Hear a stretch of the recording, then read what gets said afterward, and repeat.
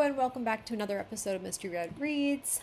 This is my disclaimer. This beta read and concrete is at the author's request. This video is for learning purposes. Today we're looking at a piece of original fiction. We are looking at chapter 1 of No Name Shattered by Dontrike. So we have a new author we're reading for today. We are looking at a fantasy genre. And I don't ask, as you guys know, I don't ask questions, so I keep it very minimal. The bare information of what is the name you want to go by, and what is your genre, and do I need a trigger warning? And they have assured me that I do not need a trigger warning, although there may be some curse words in this first chapter, but that's not a problem for me. I just kind of have to remind myself not to say them. And with that, we are going to dive right in. Let's see. Gotta get cozy here. We're hitting the cold weather where I live, and we are not friends, cold weather and I. Like, I literally just cannot function in cold weather. It's terrible. Okay. Prologue. All right, so we're looking at a prologue. I probably need to brush up on I don't want to say rules of fantasy writing, but the general, kind of like when we looked at a memoir for the first time, and I kind of specialize in fiction in general, but like each genre has its own kind of set of, I want to call them maybe guidelines, because if you are writing to be published, you want to follow the industry standard for your genre. I'm a little bit of a rebel, and I kind of dabble in gray areas, bending rules, or writing purely for myself. Okay. And when you write for yourself, do whatever you want. Honestly, do whatever you want. Write for it to make you happy. And then if you're kind enough to share it with others and they happen to enjoy it, yay, bonus points. Okay. For bonus points for the soul. But when we are writing to be published, we have to stay within kind of very closely within the industry parameters so that it improves our chances, because we know that there are tons of writers out there all vying for that spot. So I need to kind of take a look at what are the general guidelines for fantasy. And I have that open on my phone, but that is not, I've got it charging and the cord doesn't reach to my computer. So I'm going to scoot over here and grab it so that I can just kind of read that. I am nothing if not slightly awkward and a little bit unprepared today. But I was trying to read this piece yesterday and we had a little bit of a delay. Okay, 10 tips for writing fantasy fiction. Not quite the same thing as fan fiction, as in fandom fiction. So, for fantasy fiction, this is from Masterclass, which, okay. I mean, there is the Crystal Committee will know, the Chicago, I think it's Chicago Style would probably have, I think it's mostly grammar though. Do they do genre specific guidelines? Maybe. I'm going to just kind of look at this, because when I was searching, this one popped up at the top, probably because they're always trying to sell a masterclass. But when I looked at a couple different articles for repetition sake, the same basic guidelines came up. So I think it's going to be okay. So number 1 is to read and reread. We all know that. Read what you're going to read for the genre you're going to write. And it'll help you get familiar with that, which I know that Dontrike has done all this. For anyone who is joining me or listening to this read, I want to both refresh myself and be familiar with what I am keeping an eye out for as it pertains to fantasy fiction. 2, know your market. 3, start small. It talks about creating a fictional universe being a massive endeavor. Well, shoot. If you ever wanted to play God, that's what being an author is kind of essentially is. You are creating an entire world, and it can be very overwhelming. Number 4, next Go big. Writing fantasy often includes creating a new world. Yeah, we know that.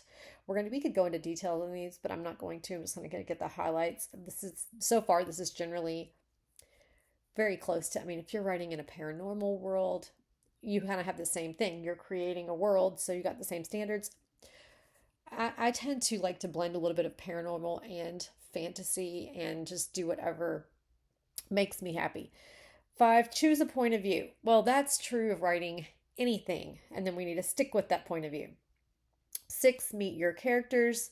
It says to avoid tired fantasy tropes and design characters as complex, unique. Okay, write them like they're real people and we're going to be good. Okay, just even if they're an elf or a cat or any other, whatever that, obviously there's like a culture within a species, but essentially we're writing them like they're people because that's if you're writing them to be as if they were real, then they have dimension.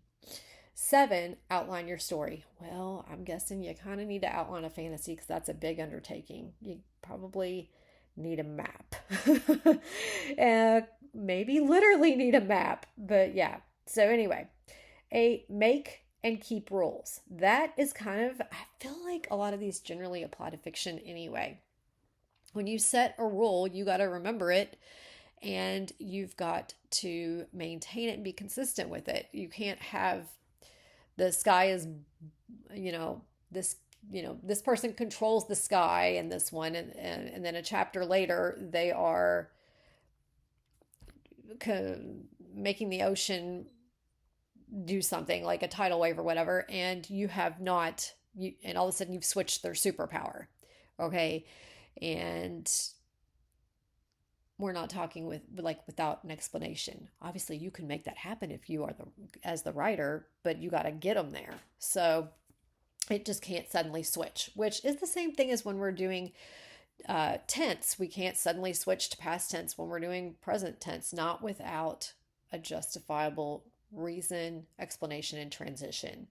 So, I mean, that is the beauty of being a writer. We can bend rules and make the impossible possible because we are the God in the writing world. Okay, write authentic dialogue. Yes, write the way we speak.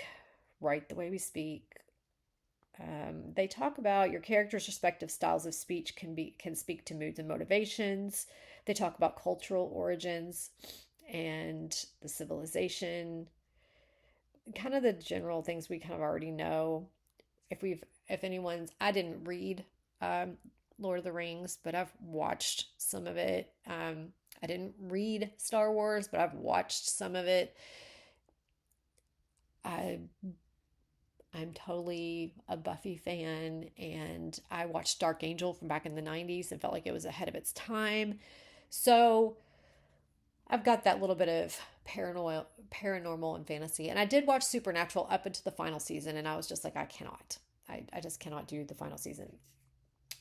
So let's see. Take your time is number 10. Once you've built a unique world and populated it with rich characters, it can be tempting to explain everything and introduce everyone in the first few pages, but doing so can be overwhelming. Okay, these seem like really basic rules that are just really kind of applied to all fiction. I think with fantasy, the map and the culture and the species are some of the big differences.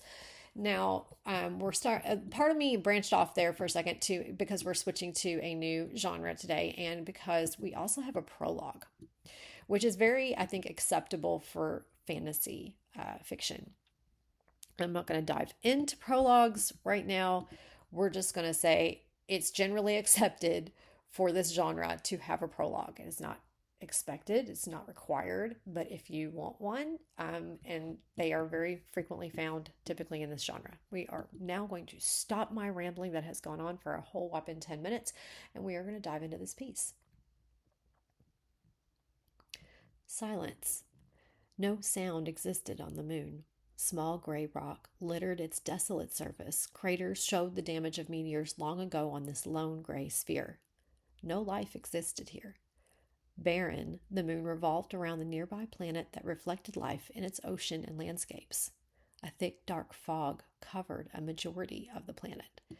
So we have a little, this is a nice opening. We have a little, we're having two problems. One, I can't breathe, which is kind of an issue. And it could have something to do with the cold weather. But two, oh, what lovely color would we like today? If I could commit now, then it'll save us time later. We can all have a laugh at my colored mania. Okay, we're gonna go with this dusty teal. We have a little echo on planet.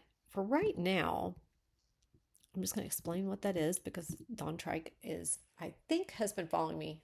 I haven't looked, but I suspect they've been lingering around for listening to some of my other reads for other people.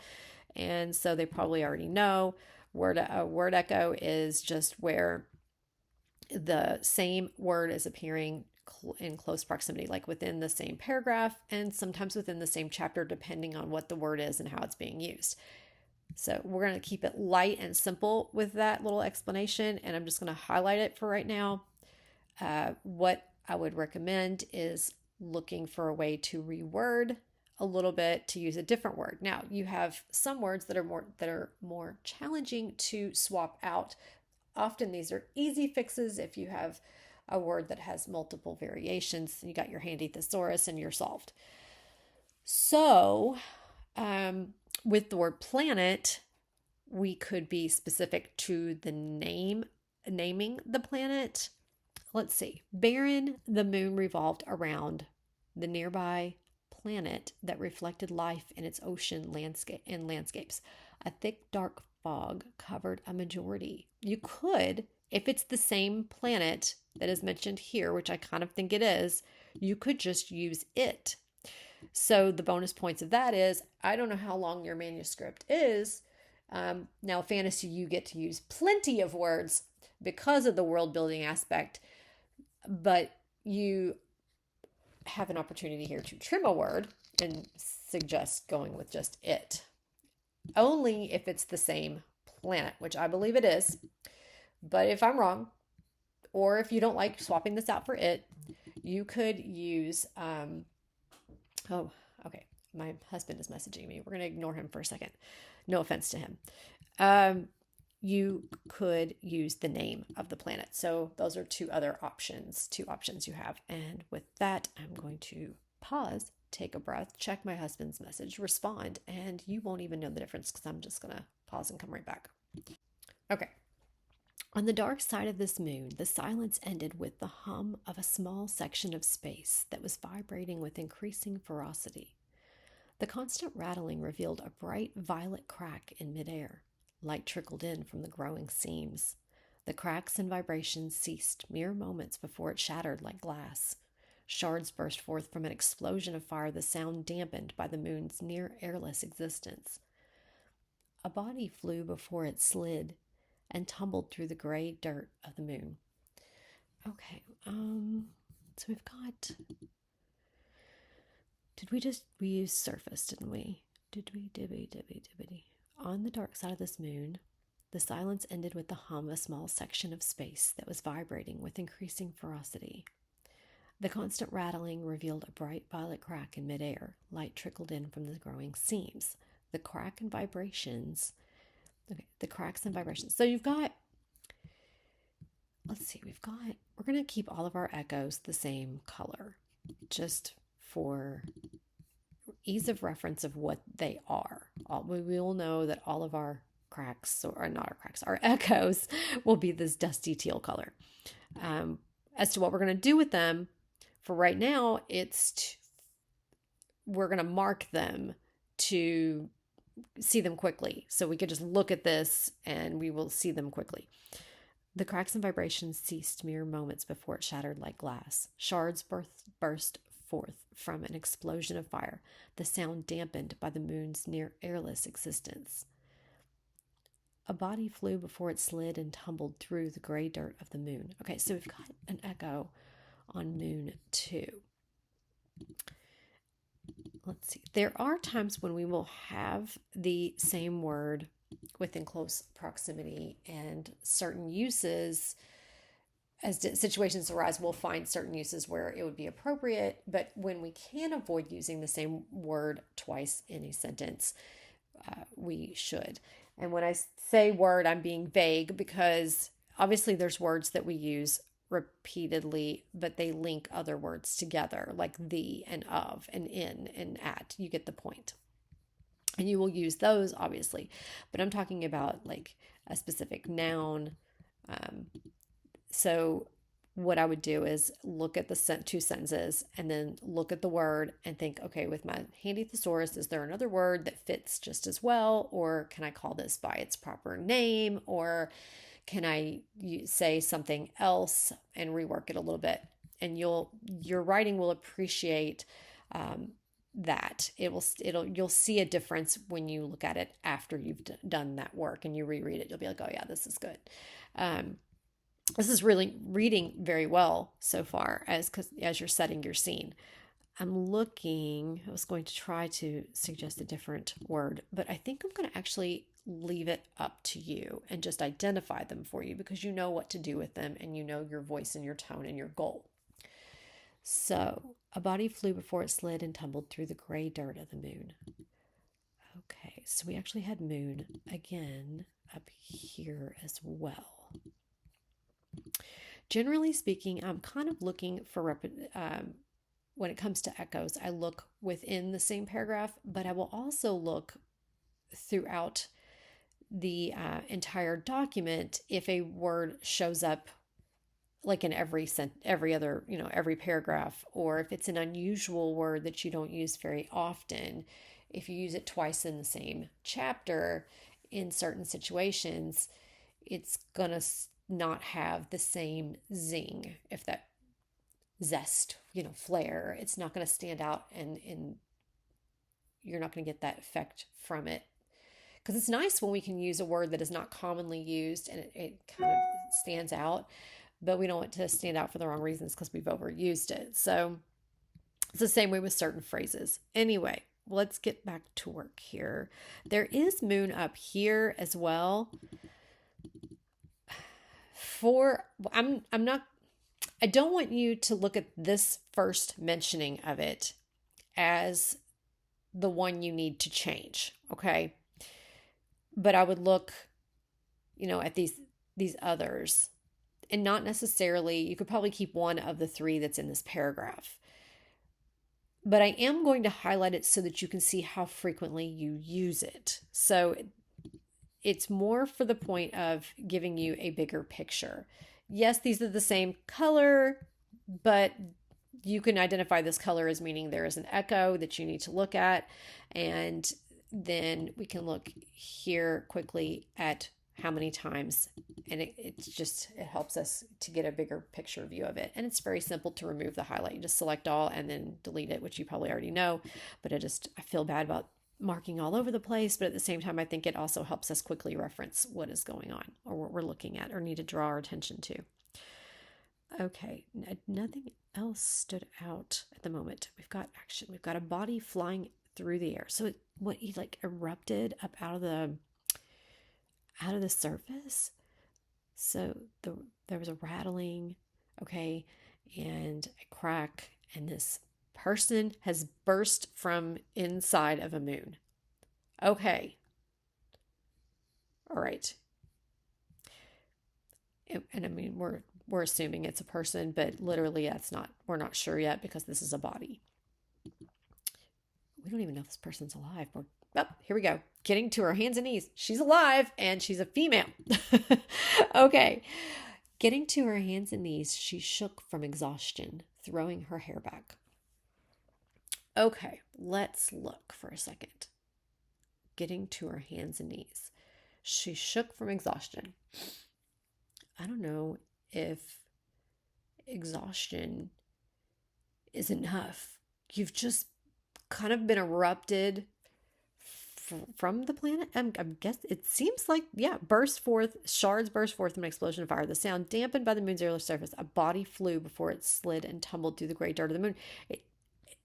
Am I wrong? Because was the person just in the proximity, or did the person literally erupted. I'm gathering that they erupted from the crack. If you wanted them to erupt from the crack, that's the impression I got. And so, man, this person's got to be more than exhausted. They just came out of a crack from inside of a moon. So, getting to her hands and knees. My husband is messaging me again. Getting to her hands and knees, she shook from exhaustion. I want to think about this right here. Throwing her hair back. All right. Throwing her hair back.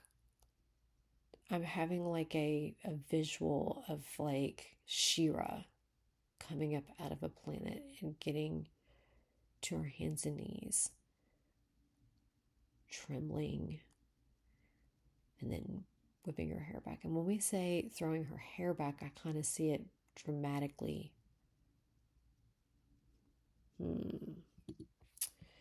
Okay. I gotta hang on to that one for a second. We're gonna keep going. Lightly tanned skin was visible under singed rips and tears of the formerly pristine white dress she wore. Below the thick, dim halo that floated just above her head was shoulder-length, blacker than black hair, as though it was devoid of all color, which curled at the ends. Large, almost luminescent white wings protruded from her shoulders, shaking much like the rest of her. She stared down her thin nose with milky white pupils and dark irises at the whole floating above the moon's surface. Wow. Oh, yeah, I'm getting a She-Ra vibe here, only she's got black hair instead. Yeah. Okay. I kind of want this one to be this sentence. Getting to her hands and knees. How about this? Trembling with exhaustion or trembling. You don't even have to say. I think when you have shook and then you have from exhaustion, okay, I feel like this is, you know what this is? I think this is telling and we need to show it. So getting to her hands and knees. I also don't know if you're trembling, throwing your hair back, it's more like shoved your hair back out of her face, or, all right, hang on. We've come up out of it. We're getting to our hands and knees. Can she even get to her feet yet? I mean, I'm just trying to think about this. I kind of want this to be trembling. I think trembling would cover or suggest that this be trembling, as in it would cover what you're trying to do all in one encompassing word. Getting to her hands and knees.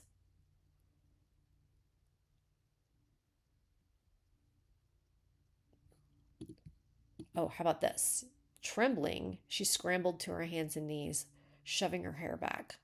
It's a little tighter, a little more action, because it's action. So I'm kind of wanting it to be very tight. It's also very dramatic because, I mean, look, we've had an explosion and a person's been propelled from inside of a moon. So I'm going to word this carefully, and I'm going to stop to deal with my husband really quick.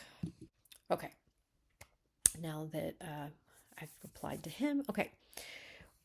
I played with the sentence for a second because I had to think about this. So one of the things I'm thinking about at the same time that I'm reading for this piece is that this is fantasy. And in fantasy, there can be a lot of detail and a lot, it's a different voice and a different writing style. And so as I'm reading, there's things I'm inclined to want to suggest, and that I am not entirely sure will fit this voice. I'm trying to keep the voice in mind as I'm making suggestions or wanting to make suggestions. And so I'm going to let my kind of musings play out just so that my brain can release them and then I can move forward. Otherwise, it's just going to keep doing this to me. So what I'm kind of thinking about when I read this, first I want to make a suggestion for the sentence and then look at it and talk about it. So we've got getting to her hands and knees, she shook from exhaustion, throwing her hair back. My suggestion is Trembling, she scrambled to her hands and knees. And then ending the sentence there. It leaves out throwing her hair back, but we're going to mention her hair here, so we don't have to have it here. The sentence will work just as fine without it. So here's the thing we have to figure out and piece out. I need to be true to this writer's voice and to the genre that they're writing for, which their voice is appropriate for. So let me try. Usually what I'll do is I'll suggest something for a sentence and then read it through and see if it works. I'm having some thoughts about other things as I'm reading, and I may just muse them out so that we can, like I said, we can get my brain to let them go. Whether we decide that they are relevant or whether we decide whether they apply or not, I may be able to come out with something if I just let it work its way out. Trembling, she scrambled to her hands and knees. One thought I might have that immediately pops up when I change it to that is, what is her name? And that kind of was my first thought here too. So we are in a third person voice here. So we have like an invisible narrator telling us this story. It is perfectly acceptable in this third person voice to go ahead and give her name right here. Now, there may be circumstances surrounding her name. I don't know. We're only in this paragraph, the third paragraph, okay? But because you're in third person, you can absolutely put her name right here. And I'm inclined to suggest that you do. That way the reader is grounded. They're kind of wondering who she is either way. You want to know more about her because she just erupted up out of the moon. So I don't know her name at this point. But this is a good opportunity to go ahead and let it go unless you have a reason not to. So let's say, trembling, she scrambled to her hands and knees. Lightly tanned skin was visible under singed rips and tears of the formerly pristine white dress she wore. So here's where I have to keep in mind fantasy voice. I'm already inclined to suggest some tweaking to this sentence. Yet in fantasy, you often have lots of extra words. So I'm undecided for the voice. You can see why I'm undecided. I'm going to suggest something to this sentence. Lightly her. I kind of want a her here. I know why we're trying not to use those things for nice tight writing, but at the same time, I'm inclined to want it to say her lightly tanned skin was visible under singed rips and tears of the formerly pristine white dress.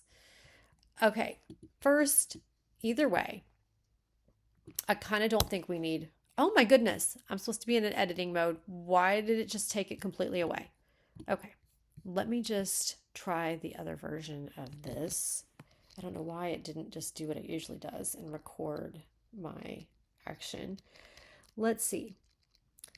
Suggest omitting she wore. Okay. We're going to figure this out. I'm just going to piece through it. We're going to work through it and I'm going to figure it out. Let's say we don't add her here. We could leave it starting with lightly. Lightly tanned skin was visible under singed rips and tears of her formerly pristine white dress. Period. Okay. The reason I don't think we need she wore is because it's implied that she's the one wearing it already, we mentioned her, and then we're mentioning her clothes. So I'm inclined to suggest we end the sentence here. But I'm not going to just put the little period there because it's not tracking it. It's actually changing it, and I don't want it to do that. All right, so let's pretend that it says, trembling, she scrambled to her hands and knees. Period. Okay, trembling, she scrambled to her hands and knees. Lightly tanned skin was visible under singed rips and tears of her formerly pristine white dress. Below the thick, dim halo that floated just above her head was shoulder-length blacker than black hair, as though it were devoid of all color, which curled at the ends. Large, almost luminescent white wings protruded from her shoulders, shaking much like the rest of her. She stared down her thin nose with milky white pupils and dark irises at the hole floating above the moon's surface. So I like that. I like that better. Now, here's another thing I'm thinking. Okay, so she's erupted from this thing. She's in the moon. She's erupted from the moon. She's scrambled to her hands and knees. I'm kind of wondering. I'm going to let myself wonder, even though I'm also immediately going to detract from this. So we're going to put me on notice. Okay. So we're putting some quotation marks here, as in this is something I'm probably going to immediately say, delete my words, but I need to muse them out. If I were to give this to another beta reader, because it's fantasy, they may just roll with this, and I'm inclined to roll with it because it's fantasy. But one of the things that some beta readers, I can tell you, because I've written this type of thing and done this, which is to immediately try to describe our character. All right. So we have dove in to the character erupted from the planet, has landed on it, the surface of it, and she's trembling. But the first thing we've done is describe her clothing and her hair, and then her wings. Okay. And I'm inclined to like the last. So I like it. But these three things, if you were to erupt from a planet and you land on it, or you're seeing that, I guess you're trying to give the visual, but is the first thing that you think about your clothes and your hair? No. But because we're setting a scene and we're in a fantasy world, we're trying to give information at the same time. So we're trying to ground us in our character. So I'm musing over this. If I were to send this to another beta reader, or a couple, like 3 out of 5, probably, they're going to tell me, most likely, that it doesn't, to dive into a description is, they're going to tell me you're showing me a visual of her. Okay. But they're going to tell me, is this, if a person just erupts, is the first thing they're going to look at their clothes and their hair? No, they're going to continue in the action, because you've had a major action. They've erupted. And so they would pursue, what we would do is pursue the action.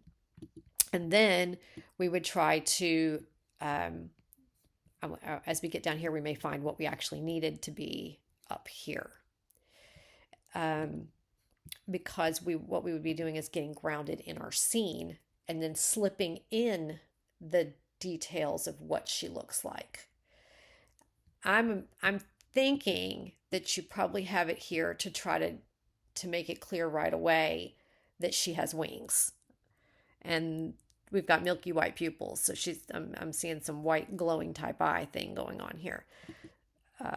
Even though it doesn't say they're glowing, I just kind of get that from, and yeah. So that's basically what they're going to tell me. If this is me and I've submitted it to 5 beta readers, I'm going to hear that I need to work in the description of what she's wearing. It's not even really that vital at this point, but I would work it in. I would work in what her hair looked like, and I would work that in as I continued what is following this line right here. And then I made it with my suggestions, it's more of it's pursuing the action, because you've had a major event. I'm going to keep reading. I just want to hold all that, what I just mused out there in the air, because we may get down here something that might have worked better with this line up here. However, because of our genre, this could also be acceptable, because we're trying to ground our person right away in the character. Although I would still suggest giving her name right away.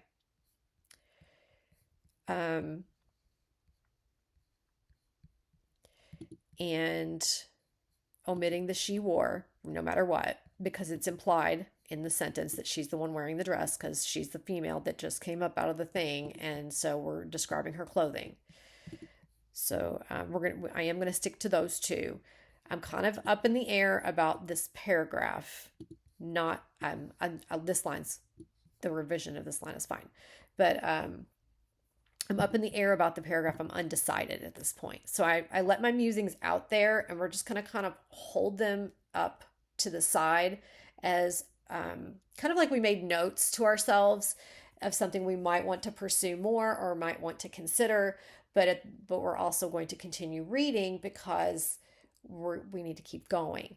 But we don't know yet if we want to do anything about this. We may like it because it's written well, okay? So understand that it's written well and the voice is clear with just those two slight little tweaks. But I'm not sure it's what we need right here, right now. So that's kind of the synopsis of what I have just mused out. So we're going to keep going and kind of keep that tucked in the corner for the moment. Fury filled her face as she stood looking at the shattered space. Shards of glass like space hung in the air, spinning gently. Her breathing was heavy as pain and rage coursed through her body, looking at a woman within the floating opening. What? Wait, what? Okay. I want to say Fury filled her. I wish it would just, I feel like I need to edit we need to like look at what my permissions are, how they're working. I'm not trying to actually change your document. Suggest omitting face.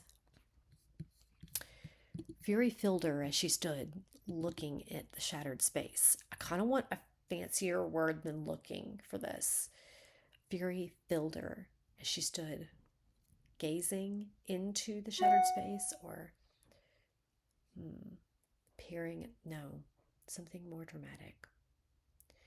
Fury filled her as she stood looking over the shattered space, looking over. I'm kind of getting like I got a She-Ra vibe. Okay, I've got a black-haired She-Ra kind of in my mind, standing in that kind of gladiator type posture, peering, at the space around her. And so I'm thinking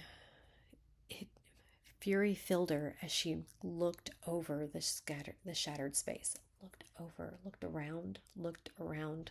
I'm feeling like we could do something with, we have options, okay? We could change looking to something more dramatic, or you could change at to around or over. I'm just wanting, like, looking seems so chill, okay? But this is definitely not chill. This is like dramatic. So I'm looking for a word that implies that to replace either looking or replace at. That is a suggestion. Let me see, how would I write that as a note? This is why videos are great, because I can muse out loud my thought process. And I know there's a lot of rambling in between, but there's also some juicy bits in there. And so rather than me just writing a note over to the side, you get this whole explanation of how I arrived at wanting to make a suggestion in the first place. So as she stood peering over the shattered space, maybe, but peering seems light to me as well. It just doesn't seem, it seems light, not heavy. And I kind of wanted a heavier word for here. Could be overthinking it, but I guess we'll say, to synopsis my little musing there, is suggest either a more dramatic, oh no, I did have it right, okay, dramatic word than looking, as it has a light feel, or changing at to around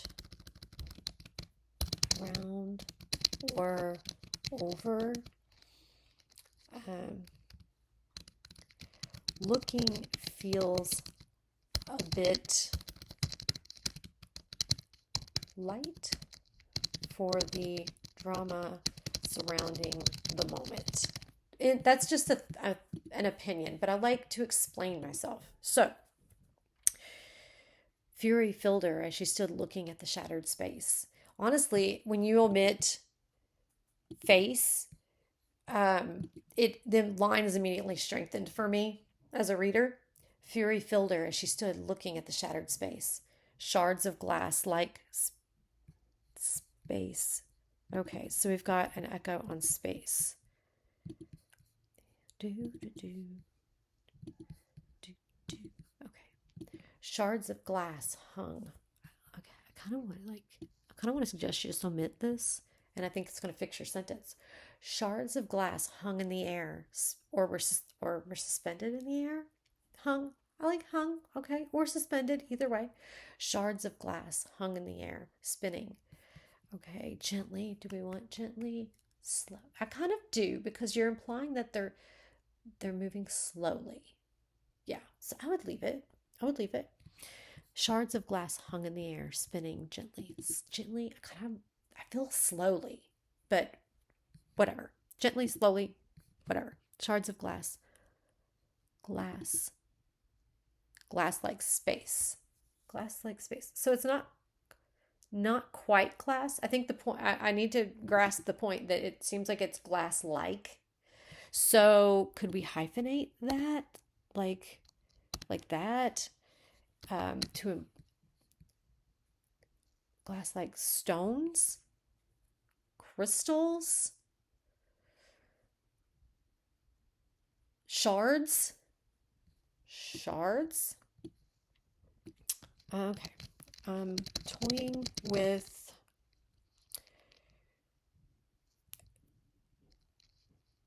so it'll if we change this, like shards of glass like shards. Say shards of glass like crystals. What are they? If they are crystals, go ahead and say they're crystals. Stones, you could go ahead and say they're stones, but if they're glass like, I'm inclined to think crystals. Shards of glass like bits or pieces, or are they like stars? Are they like tiny stars? Are they like confetti? Are they like glitter? I'm trying to help you omit your space. And when we do glass like, I'm wondering if we hyphenate it, if it helps. Shards of glass like material hung in the air, spinning gently. Okay. Toying with the idea of possibly hyphenating glass like to glass like, and material in lieu of space to eliminate the echo. Shards of glass like material hung in the air, spinning gently. I'm not super big on gently. I kind of get it. I get the need for describing how it's not moving like rapidly, or it's not spinning intensely. It's a slow tick. So I'm going to leave gently. All right. Shards of glass-like material hung in the air, spinning gently. Fury filled her as she stood looking at the shattered space. Shards of glass-like material hung in the air, spinning gently.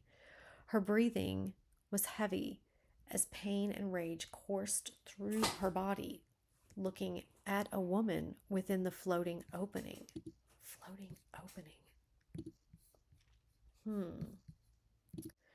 Okay. Fury filled her as she stood looking at the shattered space.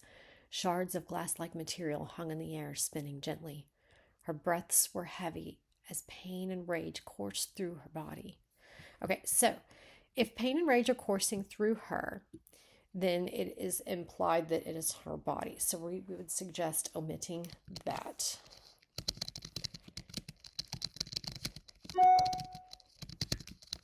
And I kind of changed it to be a little bit, or I'm suggesting changes to make this a little more active. Her breaths were heavy as pain and rage coursed throughout her. So,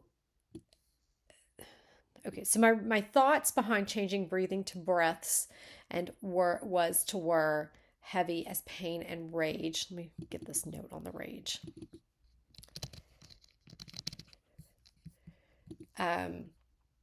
Course through her is that I'm going to call it an action scene. We're going to call it an action scene because there is something happening and this is big. It's the beginning. You've had an explosion, therefore that implies action. Okay, so we've got action. Action doesn't necessarily mean someone is running, or that there's a fight scene. It's intense, and when we write action, the sentences tend to be a little bit shorter and tighter. I'm a little bit lenient in here because we're in a fantasy setting and we've got lots of words, and we're also not in a super fast-paced situation, but we are having a big moment. And so I'm inclined to want it to be, or to suggest that it be active. Her breaths were heavy as pain and rage coursed through her. See, let's see if I read it, what you think. Suggest making this sentence active. Her breaths were heavy as pain and rage coursed through her. You could even say throughout, through her. No, you got a her at the beginning, so throughout. Now, you also could be specific about what it is that's hurting, because we don't really know exactly what's hurting her. I'm curious about, we're looking at a woman floating within the floating, we're looking at a woman within the floating opening. So is there now two people? All right, was this person, now I'm wondering if there's two people. Was the person getting to her hands and knees, did she not erupt from it? So that person's floating in the space, but this person was this other person was observing this happening. Okay. That makes me want to go back to the beginning. To where did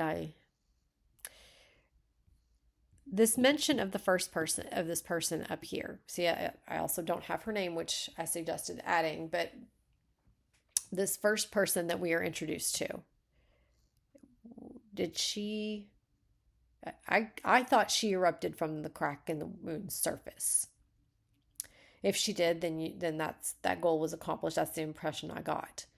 If she did not, and she was observing, she's an observer to this crack erupting, and then this other person being projected from the crack, then we need to make that clear. There's no implication up here that she is in the scene at all through here.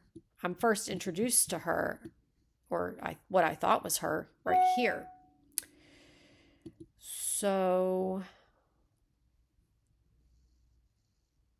we need to look at, first, I'm not sure. So I can't even make a suggestion what to do because I'm not sure. I'm not sure.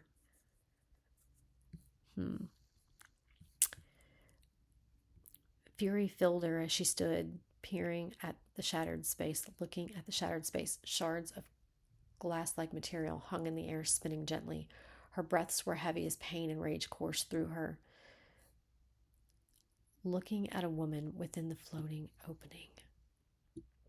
Okay, so we already have looking up here. Kind of studying, picking apart this paragraph to get to the bottom of it. So I'm inclined to suggest that this become its own sentence. And looking at a woman within the floating opening. Okay. I'm going to go back.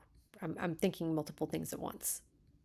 I'm going to go back to where we first introduced the person, and I told you that, that we could have an opportunity to use their name. If you had used their name, I may be more grounded now as to, because now there's two women. Yes, two women. And so now I'm a little bit confused. If we had used her name here, then we could use it again down here to be to help the reader know which person is floating, I'm guessing, or which person is floating and which person is apparently was on the surface observing. Okay. Whoever the person was that was on the surface observing, which I'm now thinking is this person, not the person that's now floating in the opening. I'm thinking this is, yeah. If we used her name right here, I would know who this person was. And then down here, I would now know that this person is looking at this person. So that might change everything for us. I'm tempted to throw in a name just to give an example here. Fury filled her as she stood looking at the shattered space. Shards of glass like material hung in the air, spinning gently.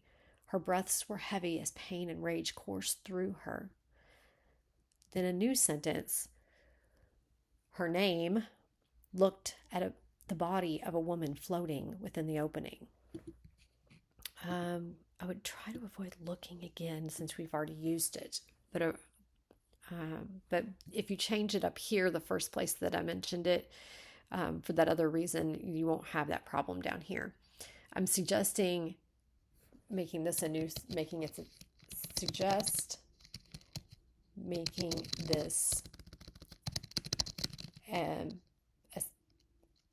its own sentence. Maybe beginning with the character's name. For example, Katie looked at the woman floating within the opening, or looked at a woman within the floating. No, I don't think the opening is not floating. The woman's floating, right? Also question. Is the woman floating, not the opening? Just wondering. Okay. At the woman float. I'm inclined to say the woman floating in the opening. Katie looked at a woman floating with the opening. Floating in the opening?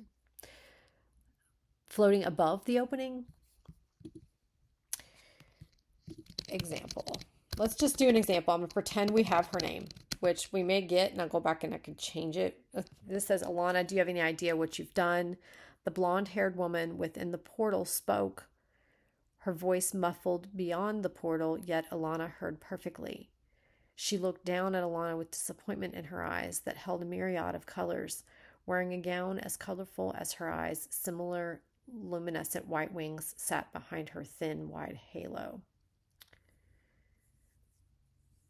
So, Alana, do you have any idea what you've done? The blonde-haired woman within the portal spoke. Okay, so there was a crack. There's a portal. There's a blonde-haired woman. It sounds like she's actually talking to this woman. I'm thinking this person's name is Alana, but I'm a little uncertain. Suggest making this its own sentence, maybe beginning with the character's name. Is the woman floating not the opening? Example, Alana. We'll just think that this is Alana. How does she feel about looking at the woman floating, at the floating woman?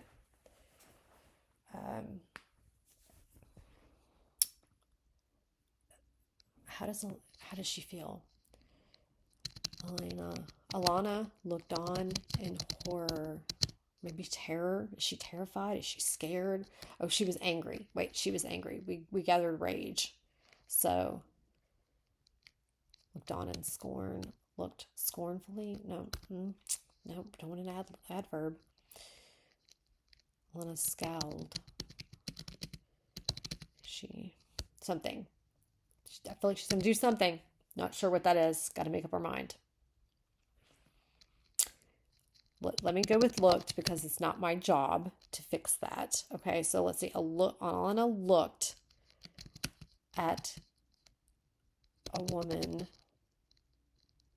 floating within the opening. Okay. But I want a stronger word here than looked. It's going to bother me. I shouldn't get stuck on it, but I really want to offer something. And maybe it's because I don't know her, and so it's hard to get into her headspace and to describe her feelings because I'm just meeting her. So forgive me for going superficial here in the beginning as I get familiar with the world and the character. And I'm going to stick with the simple looked, which we could always change later to something a little more fanciful. But for the sake of what the goal was I was trying to accomplish, I'm going to go with that. So if we look at this paragraph now that I've made some suggestions, and then we're going to move on to the next paragraph. Fury filled her as she stood looking at the shattered space. Shards of glass-like material hung in the air, spinning gently. Her breaths were heavy as pain and rage coursed through her. I kind of need a feeling. I do. I think we do. So she has rage, but like, what is the sensation? I mean, like, what is the sensation inside of her? It says that she has pain and rage. I'm going to suggest that making this last line its own sentence and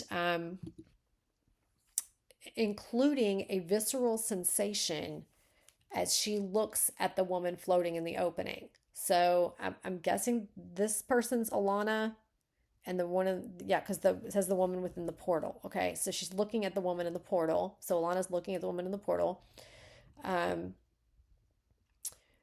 What hurts her? What is hurting her? She's got pain and rage. I don't know her motivation for being angry, and I don't know what hurts on her body. But I'm going to suggest incorporating a visceral sensation.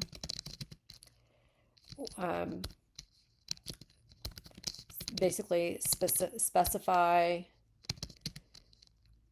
either something that is hurting her, that hurts, like specific, or the motivation for her rage, or insert an internal thought here.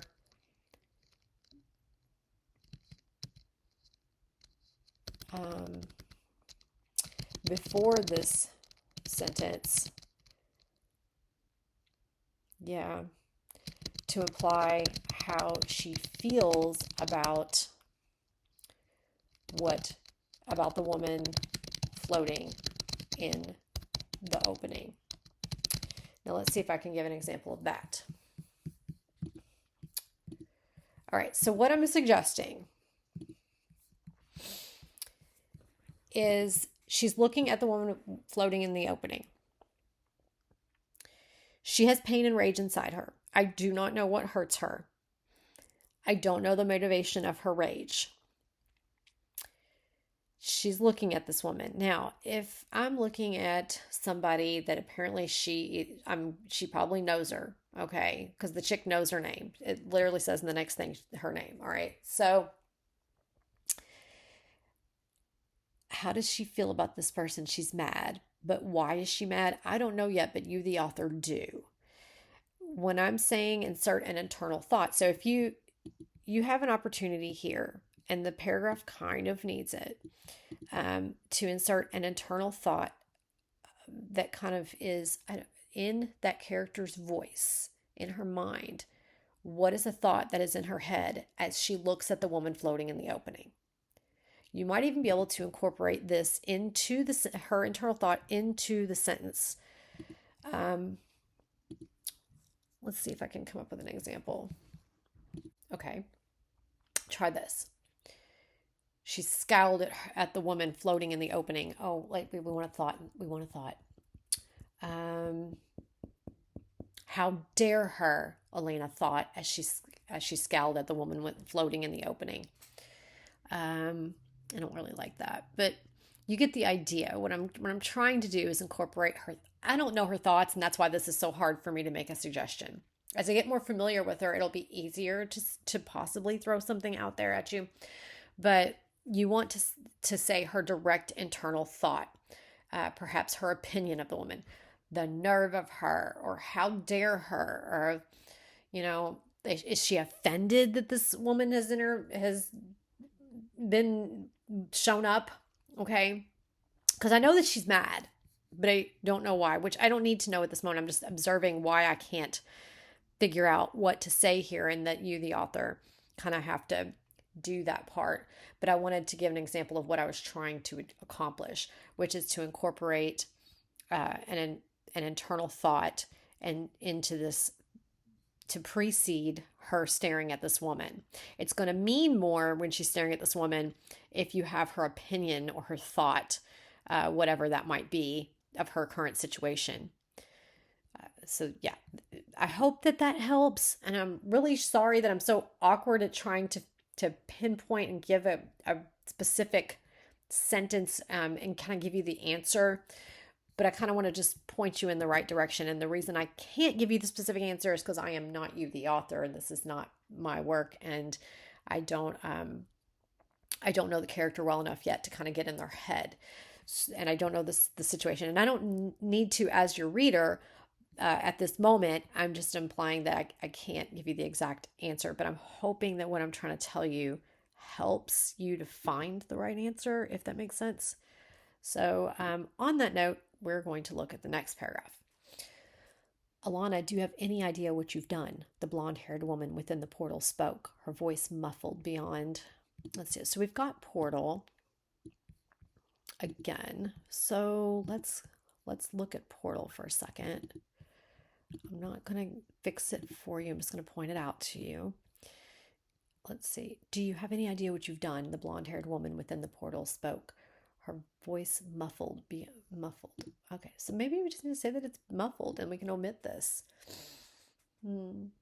Yeah, I think. So just omitting. Gosh, I'm gonna tell you, it's much easier to have the situation where you have too many words and you can take some out than it is to try to add some. And maybe sometimes, not always. I don't know. Let's see. Okay. Let's try it and see if we like it. Alana, do you have any idea what you've done? The blonde-haired woman within the portal spoke, her voice muffled. Yet Alana heard her perfectly. Yeah.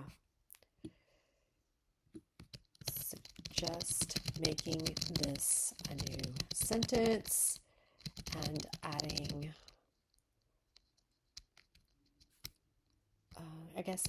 or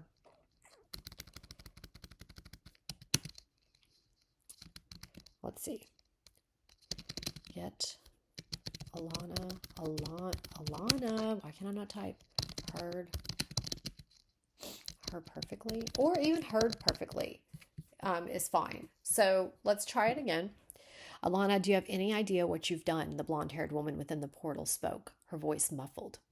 Yet Alana heard perfectly. She looked down at Alana with disappointment in her eyes that held a myriad of colors. Okay. She looked down at Alana with disappointment. in her eyes. Okay. The other woman. Okay, so the floating woman is looking down at her. Okay. How about she looked down at Alana, her eyes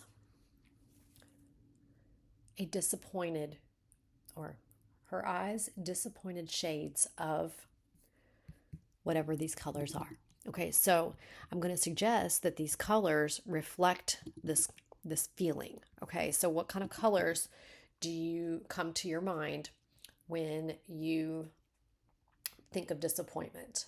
I would use those colors in this woman's eyes, and I'd be specific. She looked down at Alana, disappointment. Okay, her eyes. Okay, she looked down at Alana. And then we have looked down. I kind of want to use something stronger than looked again. She scowled at Alana. Her eyes, a myriad of disappointed blues and grays, stormy grays. Oh, you could do melancholy blues and stormy grays, something like that. The reason part of the other reason I'm trying to give specific examples is to help show you what I'm suggesting in action so that you can kind of pull all of the concept together and then practice it. So that is my goal, to be specific for you. Undo. Okay. I want to put in a comment. Is it going to let me? There we go. Okay, so I had to pause and go do adulting type things. And in that process, I came back and I hit play again so it would continue to record. And apparently I messed up and it didn't go. And then I looked down and I was like, I'm talking and it's not even recording. And now I don't know where I left off. But I can't, while I'm in the middle of a video, I cannot go back to figure out what the last thing I said was, which is part of why I always tell you guys when I've had to pause, so that when I'm having to repeat myself or go back, it makes sense as to why I'm doing that. It's to reorient myself in the piece. I don't want to edit these videos because I want them to be as raw and pure and honest and immediate sensation and reaction as they can be. I feel like that's important in this method of betaing. So I'm not going to stop doing that. And I'm going to apologize now for every sniffle because it is that season and I still want to work. I still want to do these for you. And so I'm going to try not to do it, just like I try not to gasp for air and all these other human sounds that we make. But this is not going to be it's not a perfect studio production. So what do I do about this spot where I was speaking and it was not recording, and I cannot remember where I left off and where I picked up. So I've got to kind of back up just a little bit. So I apologize if I'm having a little bit of a matrix moment, I suppose. Let's see. Elena, do you have any idea what you've done? The blonde-haired woman within the portal spoke, her voice muffled beyond the portal, yet Alana heard it perfectly. She looked down at Alana with disappointment in her eyes that held a myriad of colors, wearing a gown as colorful as her eyes. Similar luminescent white wings sat behind her thin, wide halo. So, really quick, I'm going to highlight. Oh, I need to do this in a different color so I can talk about it. I know I probably messed up here in not losing my spot, but that mess up and having to pause and it not being recording while I talked. Really quick, we're going to jump back and forth. I'm going to give light purple as the color. I'm going to assign it as the color for words that are similar, like colors and colorful, because they also will have an echo effect in your writing. And so I'm going to identify them a little bit differently than a direct echo, just so that you can see that even a variation does have the same sensation to your reader. Now, back to where we might have been and might have already covered. She looked down at Alana with disappointment in her eyes that held a myriad of colors. My thoughts were generally that what I was trying to get across she scowled at Alana, her eyes reflecting her disappointment in a myriad of melancholy blues and stormy grays. Kind of having the opportunity to insert some emotional sensation in being specific with the color and because it's in her eyes, having it relay her feelings through the colors in her eyes. Oh, I literally just asked my husband if it was going to rain, and he's like, no, it's not in the forecast. It's now raining. Okay, we're just going to leave that be. He's not a meteorologist, so at least he didn't go into the wrong profession. Okay, and then I'm going to talk about wearing a gown as colorful as her eyes. Similar luminescent white wings sat behind her thin, wide halo. You have... I don't know if I mentioned the luminescent and the echo on the luminescent before my recording got messed up, but it is one of those words that we don't want to use twice in the same chapter because it is a word we do not use frequently and it will be noticed. Wearing a gown as colorful as her eyes. What I am going to suggest is that you incorporate her wing description with her mood. So when we talk about our eyes and our body, we have our eyes and our body. Any part of our body, we can use certain parts to convey our emotions. For example, if you are confused, your brow might furrow. You might scratch your head if you're confused. You might scowl if you're angry. You might frown if you're sad, but what happens when you do those things? The corners of your mouth turn down, or they bow into a frown. Your head might lower, your shoulders might slump. So think about how your body moves and the posture of it, and how that conveys your feeling. Okay, it correlates with your feeling. So her wings being a part of her body might do the same thing. So if she's disappointed, if it's a sad disappointment, her wings might droop. They might hang like a cape behind her. If she's relaxed, they might be spread out wide around her if she's angry. So I'm going to suggest using her wings to convey her emotion. It's another way to support the feeling what her emotions are. All right, then we're going to go down here. Beyond the portal was the destruction of a rustic town. Houses toppled and destroyed. Any light peeking through the smoke of blazing fires caused the blonde woman to glow as though light favored her. Okay, let's see. Beyond the portal, there's suddenly a town now. I thought we were on a moon. Okay, so we were on a moon. Apparently this moon was once inhabited and there's been destruction. So I want to ask a question. Is the destruction old? Like, is it recent? Is it from this whole interaction? Is it like is this part of the end of a battle? I'm just getting this as a pivotal moment. This woman has popped up out of the moon, and apparently this other woman was on the moon. And so here in this situation, I'm wondering, is this destruction immediately related to this fight? Okay, we had smoke. All right, so I think it is, because we have smoke and blazing fires. Okay, beyond the portal lay the destruction of a rustic town. If it's in flames, how do we know that it's rustic? When we visualize it, I'm envisioning in the distance behind the portal an inferno, okay, a burning city. Here's what you might do. You might call it a village, and that kind of has a certain visual accompanying it.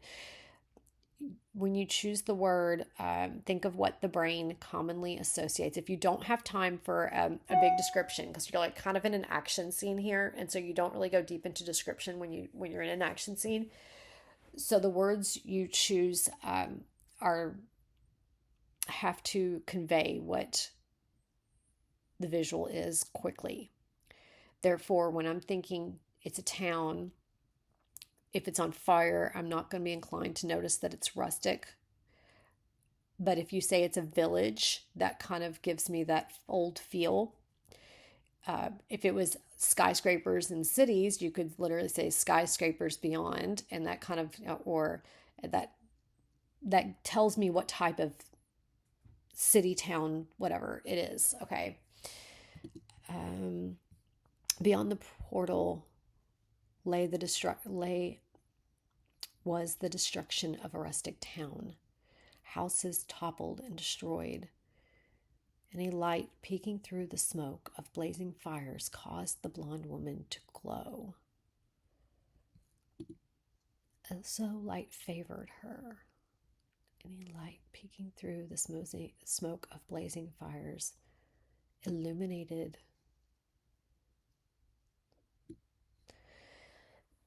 I'm contemplating her name at this point.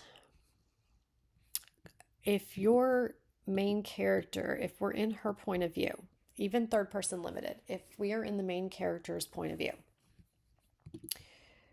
we could have an internal thought from her that includes what this woman's name is, what this other angel's name is. And then you can start referring to her directly. And then you do not have to say the blonde woman, unless there's a reason we're not revealing her name at this time. Beyond the portal was the destruction of a rustic town, houses toppled and destroyed, any light peeking through the smoke. Okay. Smoke of blazing fires caused the blonde woman to glow, illuminated. I like the word illuminated instead of caused her to glow. If you say through the smoke of blazing fires illuminated, any light peeking through the smoke of blazing fires illuminated her as illuminated. What is this woman? You could say illuminated her name as though light favored her. I want her name because you have two women. But if you're not revealing it for a certain reason, okay, but you're in third person limited, so an internal thought could reveal her name just as easily, and it'll also help us connect with Alana. We need to get close. We need to be closer to Alana so that we're feeling what she feels, and I'm not feeling it at this time. What I'm feeling right now is that I'm being told a story, and it's an interesting story. I want to keep going. I want to find out more, but I'm being told it, and I'm not feeling it.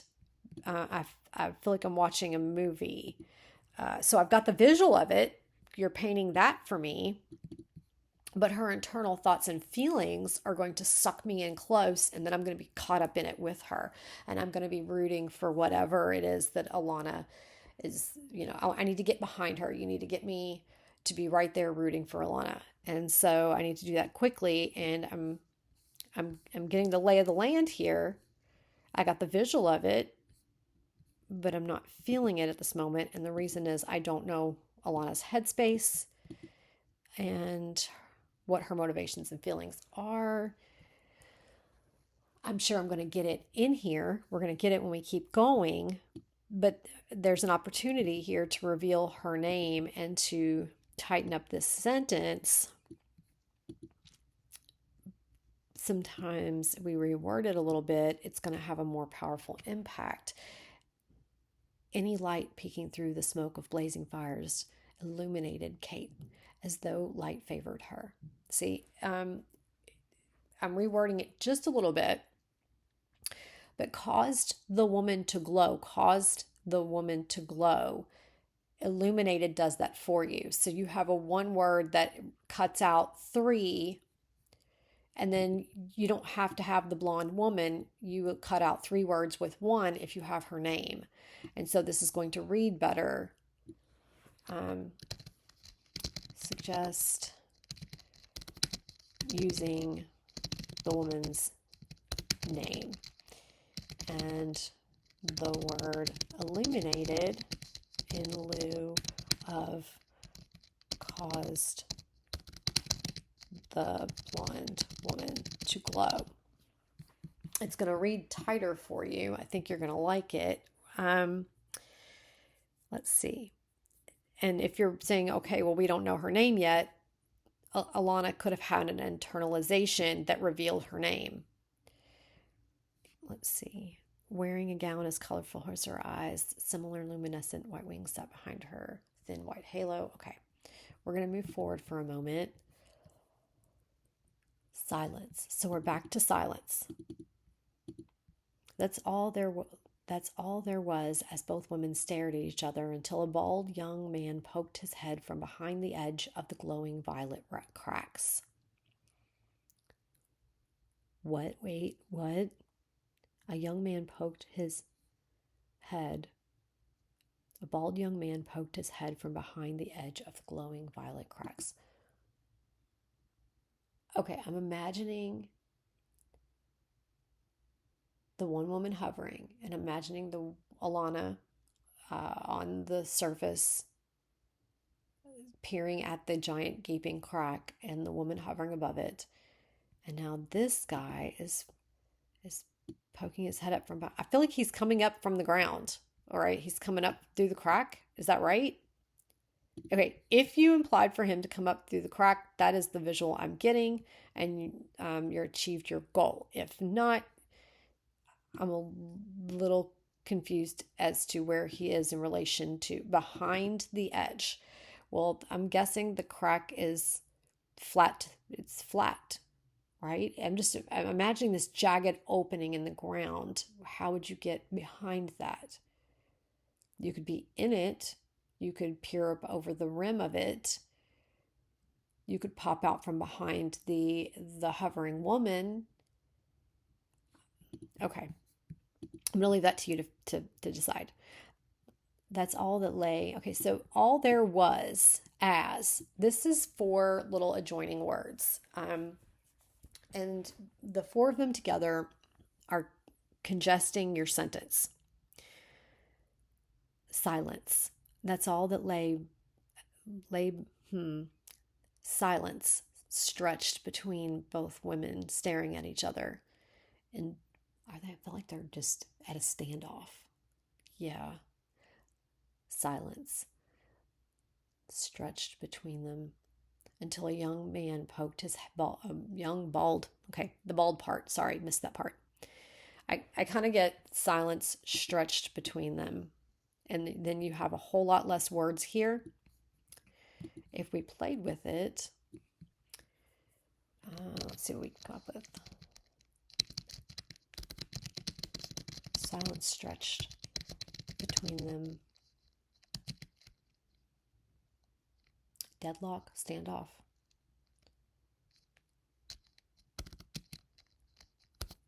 Between their standoff.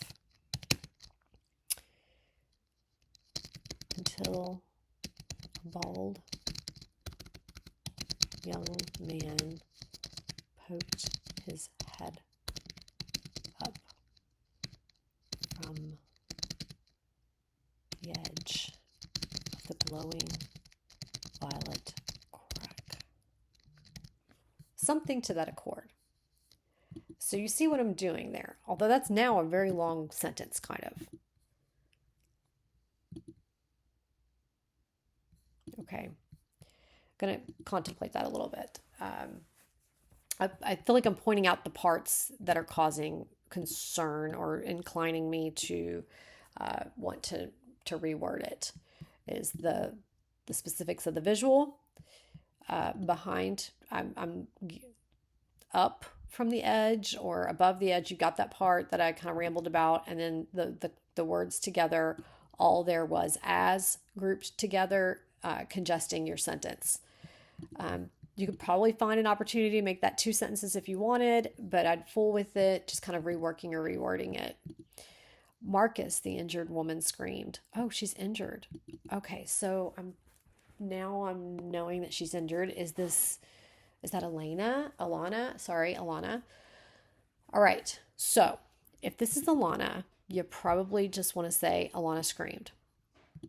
If she's injured, you need to have her internalize her injury. Remember way back there I said something about what type of pain she was in. I didn't know what was hurting her or the motivation for her rage. I didn't have those, but an internal thought would have given it to me. And then, she's hurt, but I don't know what the injury was, but she could have internalized that with a thought. She could have had an internal thought that conveyed to your reader what it is that's hurting. And I think that might have been useful when it came down here to seeing that she's injured. Like I knew she hurt, but I didn't know why she hurt or what hurt her. So down here, Alana screamed would work just as well. Marcus, Alana screamed, her voice carrying through the void of space with no issue. I would not, you don't need to specify with no issue. It's just carrying through the void of space. Suggest omitting. Let's see.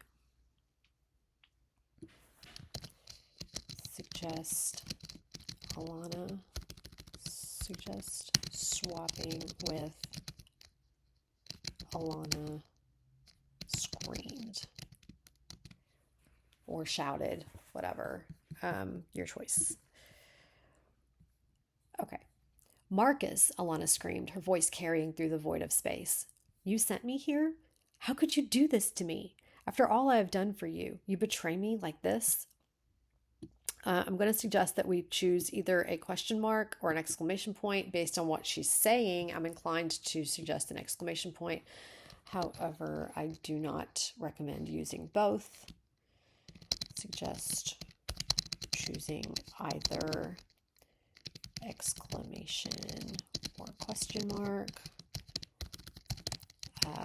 Her tone of voice implies more exclamation. I would choose exclamation point in that situation. All right. The young man scared for his life. Okay, so you're telling me that he's scared. Can you show me his fear? So I'm going to suggest we omit this and let's read it without it.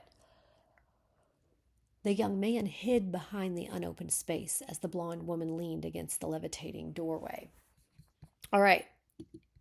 Is the blonde woman... the blonde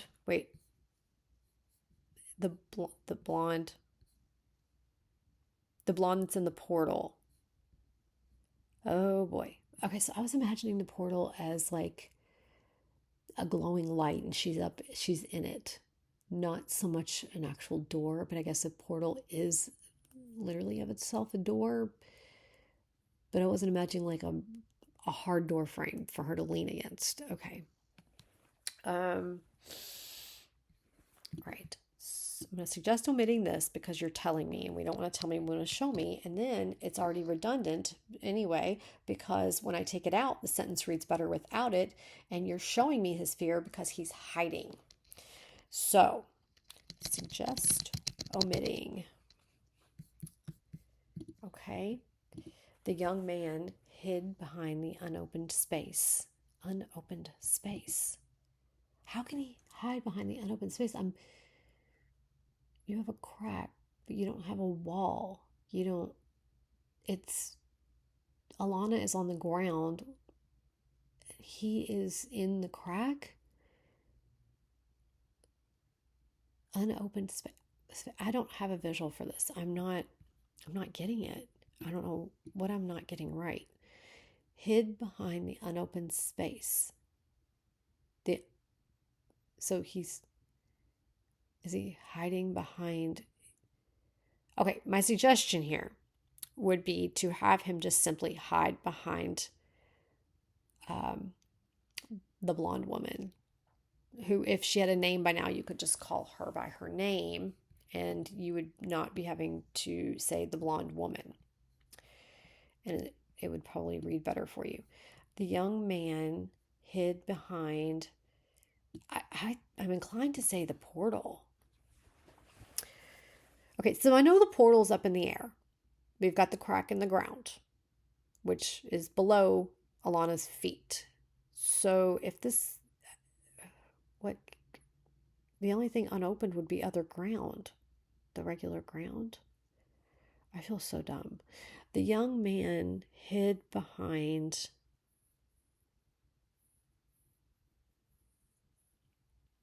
I'm inclined to say that he's hiding behind the woman hovering in the doorway. Okay. All right. Oh, no. No. Okay, let's undo that and let me try to add a note. I'm certain of Marcus's position as I'm having difficulty imagining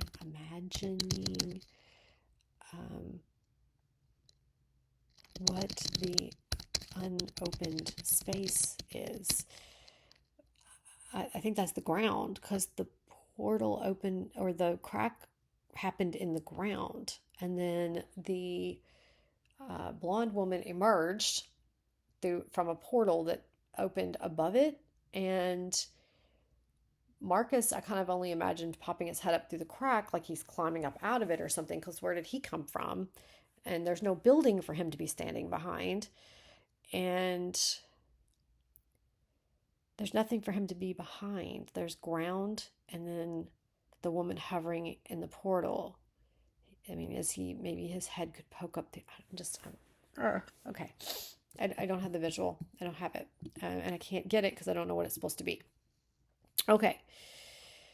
You turned him against me, Clara. You turned them all against me. And for what? To be rid of me? All right. So we've got 3 me's, even in dialogue. You turned him against me, Clara. You turned them all against me. And for what? To be rid of me? Okay, we're going to roll with that. Alana's body screamed in pain as she took the smallest of steps forward. Okay. I don't know what Alana's injuries are or her internal thoughts. So it's going to be difficult for me to make a suggestion about what screamed in pain would. I feel like it goes with some of these other phrases that we use often and call them overused phrases. It would go with, oh my goodness, I've had a couple in my past 3 reads. What were they? Okay, we did not have deafening silence, but it is one of them. And glared daggers. See, glared daggers. There's another one with daggers too. They're phrases that you commonly would read, especially in older pieces and in fan fiction, and they're kind of overdone. They're overused. Screamed in pain is one of those. Also, screamed in pain, this is telling. I'm not feeling her pain. I don't know what exactly it is that's hurting her. And so this is our 3rd opportunity to elaborate on her pain.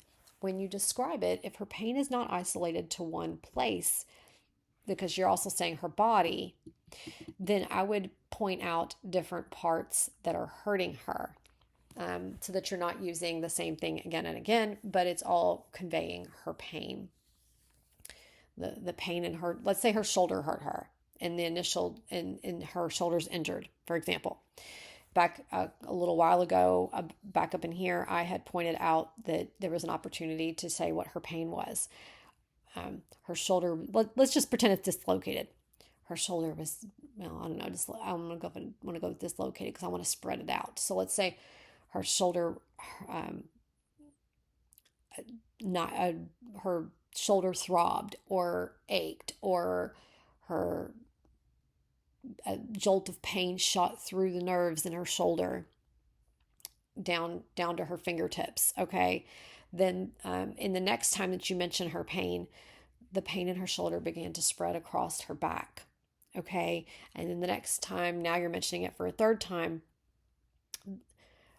her, and we don't want to always say pain either. We need to find out other ways to say pain without using the same word again and again and again. So it does become tricky, but once you know what the injury is, then you can describe that, and then you can have it spread. So her pain is growing, all right? So rather than say that her body screams in pain, be specific and give a sensation like a jolt shooting down to her fingertips that steals her breath.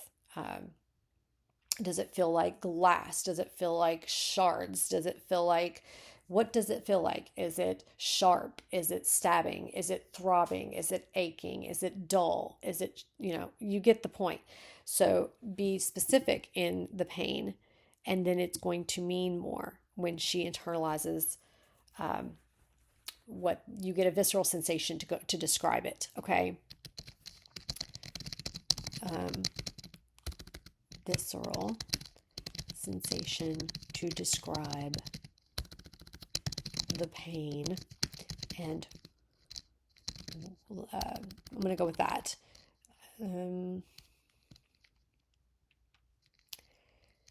By using a visceral sensation to describe the pain, it's going to convey it without you saying screamed. Okay. You're going to say what the pain is doing. And I have given you some examples, so I'm not going to write them all out, but I've just noted it here to the side what to do. And then you have all my musings to go with it. As she took the smallest of steps forward. So now I'm kind of getting that she's injured, and she's kind of like a warrior at the end of a battle, and she's stepping forward. She's trudging forward. She's trying to put one foot in front of the other. So I'm following you along. I'm with you. How could you do this? How could you betray me? Betray your own sister and everything we worked so hard to build. She stumbled, bracing for a fall. I would say omit, and then just say bracing for a fall. Okay. With a flap of her wings, Clara rushed through the portal, catching her sister before she fell into the dirt of the moon. Okay, so we have fall and fell. And what color did we use for words that have the same meaning or the same sounds? We're using lavender. Fall and fell are very close together, in close proximity. So I'm inclined to suggest some rewording. I would keep the first one. With a flap of her wings, Clara rushed through the portal, catching her. Okay. Just have her catch her. That's very dramatic in and of itself. We don't have to have all the other words. Okay.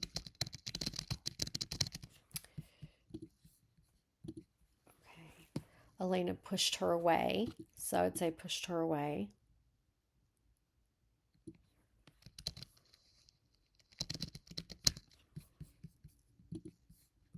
Do not dare to give me any pity. Finding her balance, she laughed, quickly building to a cackle. This will not last forever. I will find my way off this forsaken rock as soon as I find and release. Clara silenced the threat, grabbing her face. I want this to be a new paragraph. Okay. I did it though, so I don't want to do it. I want to suggest it. Suggest new paragraph because you're switching from Alana to Clara. Clara silenced the threat, grabbing her face. The formerly calm sister became one of determined anger. Okay, shh. Here's the thing. You don't need to say this.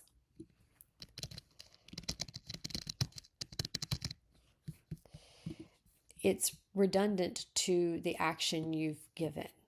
So you've already implied exactly what you're spelling out for us here. What did they say? How did they usually, I'm trying to think of how they usually word this. What do they say? Give your reader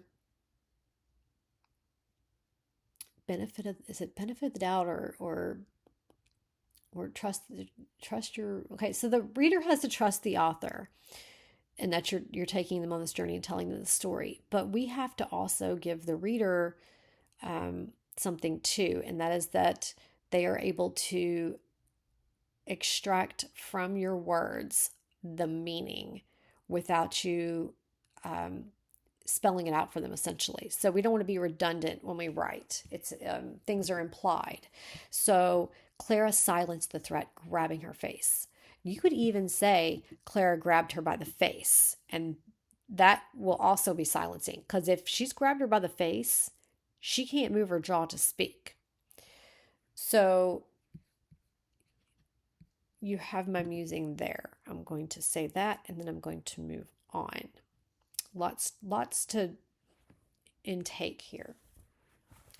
Alana struggled against her hold, the hold. Okay. Alana struggled. Alana struggled. So if she's struggling, it's obviously, we know what she's struggling with because she's got her by the face. Alana struggled, but was too weak to free herself. Yeah. Here's the thing. You've got these fantastic visuals that you have laid out, and we don't want to detract from them. We want to add layers to them, like Alana's internal thoughts, if we're in Alana's point of view. Because right now it kind of felt like we were a little bit with Clara, but I think we're still with Alana. But if we have her internal thoughts and her feelings, that's going to draw us in even closer. And then on top of that, if we take away anything, we omit anything that is redundant to something already stated and implied in the sentence. And then what's going to happen is when you take those things out and you add those other things, you're going to have the next layer to this blanket that you're weaving, this whole world that you are creating, and it's going to become more vivid with each strand you tuck in there. And then you're going to see the difference. Let's see. Alana struggled, but was too weak to free herself. Let go, you rake. I will kill. Clara's halo glowed brightly in the moon's shadows, stifling Alana with her own screams. Alana's eyes and mouth glowed with fiery light. Her scream was brief, ending when a small burst of flame spit forth from her mouth and ears, and her arms fell limp. What? Did she just kill her sister? Okay, it would not do us good to be in the point of view of the character that's dying. Okay, let's process this for a second. Like in the action, Alana struggled, but was too weak to free herself. Let go, you rake. I will kill you. Kill. She didn't get to say you. Clara's halo glowed. I almost don't want you to say brightly there. I'm going to suggest you omit it.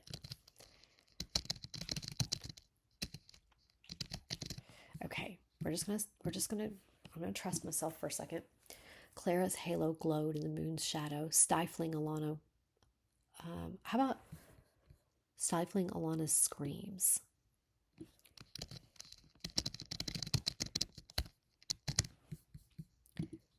Okay, stifling Alana's screams. Alana's, you'd have to make Alana plural, and I'm not going to note that. I think when you go to look at the sentence, you'll figure it out. Her eyes and mouth glowed with fiery light. Okay, let's see. Oh, I see why you've got it, because you've got her here. Okay, let me read it through. Alana struggled, but was too weak to free herself. Let go, you rake. I will kill. Clara's halo glowed in the moon's shadow, stifling Alana's screams.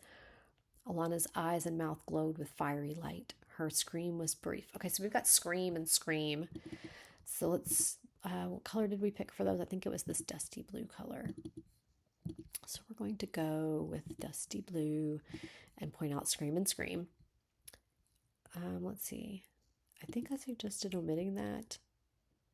But I would keep the first scream. It's usually the second repetition where I would consider rewording it, because you kind of need the first one for whatever it is you're trying to get it to do. Let's see. Clara's halo glowed in the moon's shadow, stifling Alana's screams. All right, so I kind of am inclined to suggest also Ilana, then her, then Ilana here. I kind of go back and forth if I'm having to switch for variation purposes. rather than together consecutively. Sometimes that softens it a little bit. Let's see. Alana's eyes and mouth glowed with fiery light. Her scream. Okay. So what is a sound? What is a sound or a muffled scream? Her groan or her shriek. She could shriek, let out a shriek before she dies. Just some other sound other than a scream because you've already got one. Maybe a shriek or yeah, I'm kind of going with that. But you find whatever it is that you think it would be another word other than scream that means the sound that she makes before she's basically extinguished here. Her scream was brief, ending when a small burst of flame spit forth from her mouth and ears, and her arms fell limp. Okay, and then we're going to go to silence. Clara loosened her grip, letting her sister fall to her knees. Clara loosened her grip, letting her sister fall to her knees. Fall to her knees. Okay. Clara loosened her grip, letting her sister fall to her knees. Alana's eyes were in the back of her head, mouth agape, as a small wisp of smoke lingered within. Clara turned and strolled back to the shattered doorway. Wait, so now the doorway is shattered. The doorway is shattered, but it wasn't broken when she came through it. I thought it was just, I must have the entirely wrong visual here, because I have like a crack in the ground. And then Clara basically appeared in a portal above the ground. I don't know when the doorway got broken. I'm just going to ask. I didn't know the doorway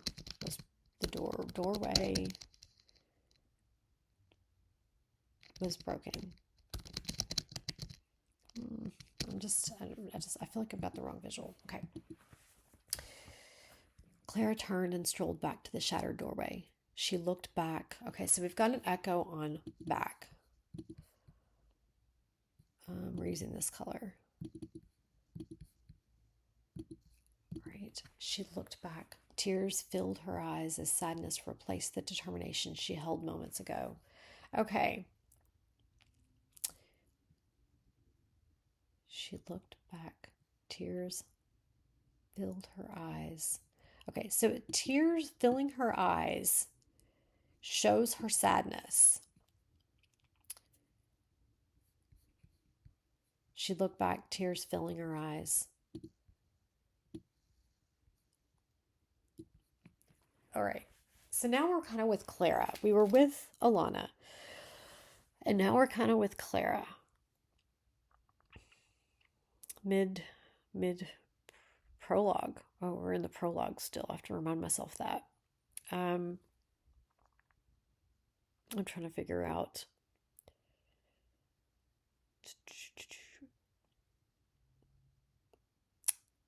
All right. I'm not really sure what to recommend there because I'm inclined to suggest we are with one character's point of view and that we have that character's internal thoughts throughout. But then in a prologue, I don't know if that's. I forgot we were in a prologue. And I do not know. I'm going to actually pause and look it up. I'm going to pause and look it up. Okay. I'm kind of looking at Masterclass again because it's the first one that popped up. But what I was looking for an answer to is when writing a prologue, do you need to be in one character's point of view? Because I want to tell you correctly, and it is recommending that you do establish a point of view, either the main character's or that of another character who is privy to the tale.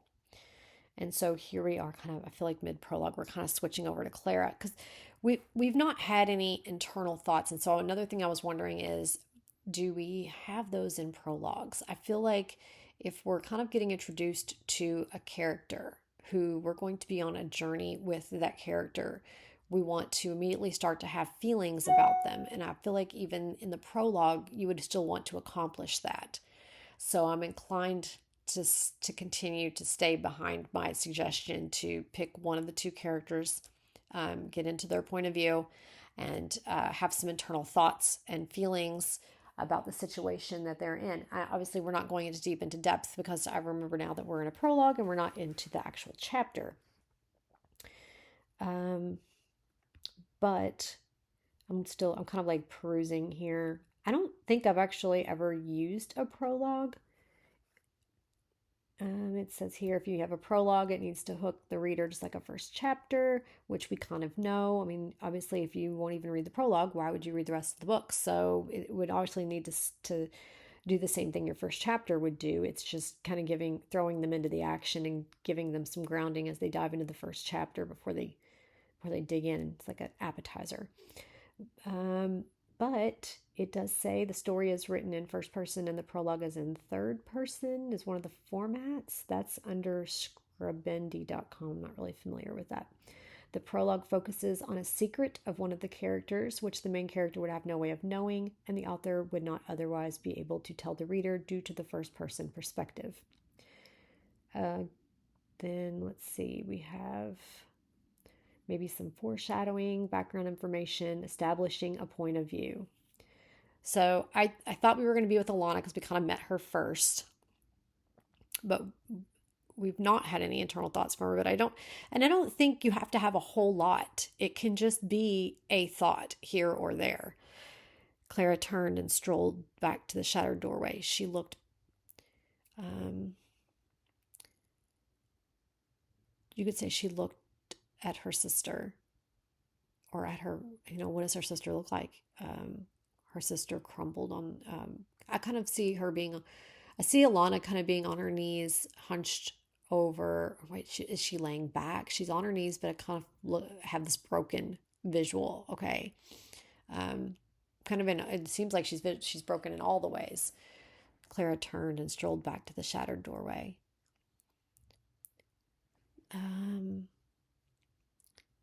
She cast a furtive glance to her sister, tears filling her eyes at sight of her. What does she look like? What does Clara see?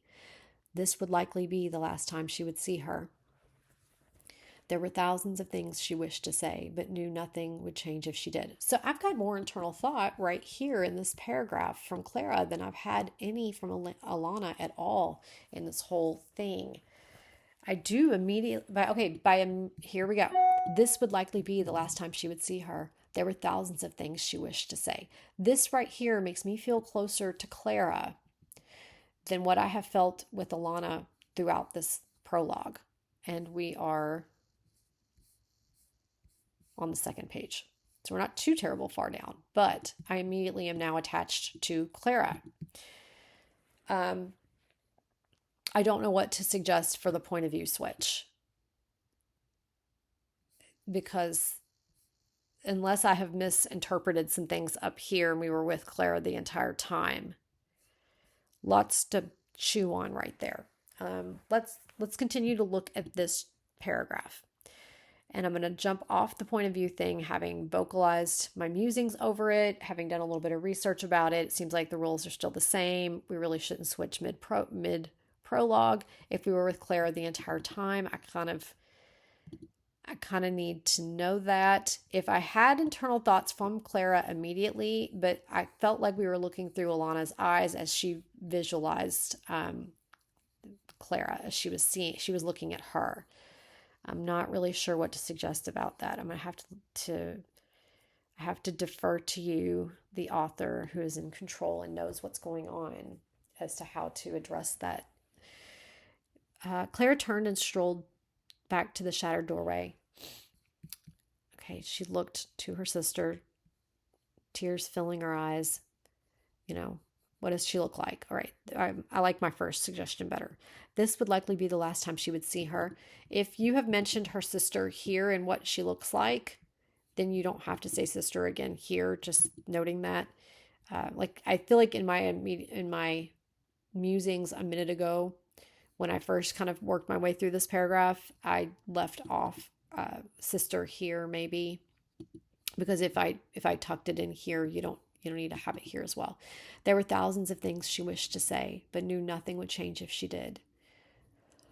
I actually really like this paragraph. Close, Clara spoke in her soothing voice, stopping the moment she heard her sister cough and speak. Okay, so Clara is saying close. Okay, I'm going to keep reading. I would not say that she's speaking yet if because I was confused about who was speaking, because you've got Clara spoke and then you've got her sister cough and speak. I wouldn't have both. I would probably omit this. Close, Clara spoke in her soothing voice, stopping the moment she heard her sister cough. Yeah, I would go ahead and have her cough and then put a period. I will make my way back. And I kind of want that to be a period and then this to be like a statement. You hear me? I will end you. Okay. I'm going to suggest that you omit this part right here, the and speak. Suggest omitting because it confused me as to who is speaking. End your sentence here. And then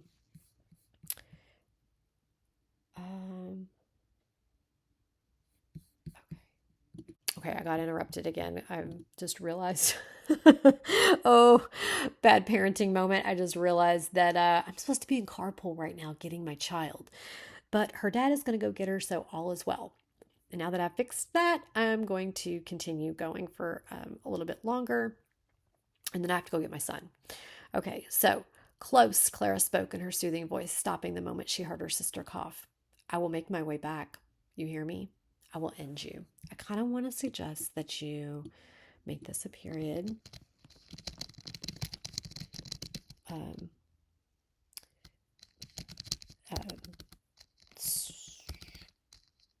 Okay, I'm just going to write it out for you. It's easier. Okay, period. My punctuation, making this a sentence, ending here. Then you hear me, its own statement, to kind of push her tone on there. So I'm going to read it again as though it is a period and a question. I will make my way back. You hear me? I will end you, Elena threatened. Back on her feet, her body quaked. I will end that entire kingdom for betraying their queen. Her halo glowed, her hand filled with shadowy energy while she wound her right arm back, ready to throw. I will kill you. Her halo dimmed further as she launched a dark, arrow-like projectile at her sister. Clara was unimpressed by the black missile and stood still. I would suggest making that its own paragraph. Suggest starting new paragraph with this sentence. Okay. Now, this one sentence I kind of tripped over just a little bit. So was it that one? Yeah. Her halo glowed, her hand filled with shadowy energy while she wound her right arm back, ready to throw. I think I just tripped over it, but I think it's fine. Yeah, because you want to describe what the energy kind of looks like. I'm getting like a black silhouette type thing. Okay. Her halo dimmed. Did her halo dim back before that? Her halo glowed. Okay, so it glowed, and then here you have it dimming further. So I'm confused. Her halo glowed, her hand filled with shadowy energy while she wound, as she wound her right arm back, ready to throw.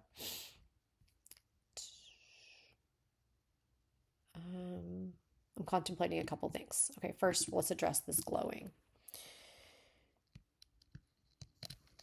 Here, you have her halo glow, but the next, let's see, 1, 2, 3, time it is mentioned, 2 sentences down, it is dimming further.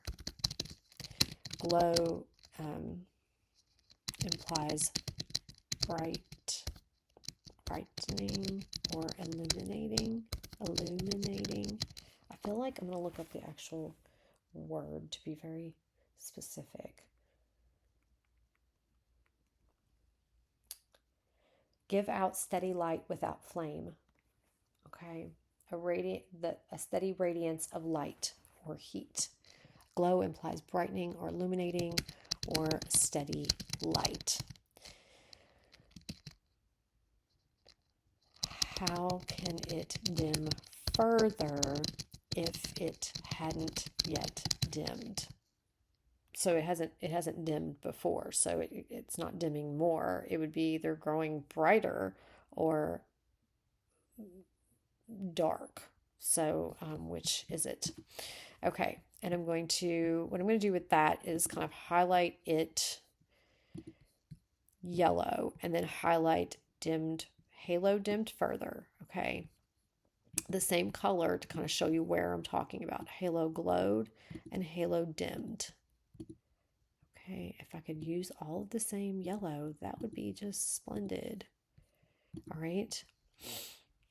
I will kill you, her halo dimmed further as she launched a dark arrow-like projectile at her sister.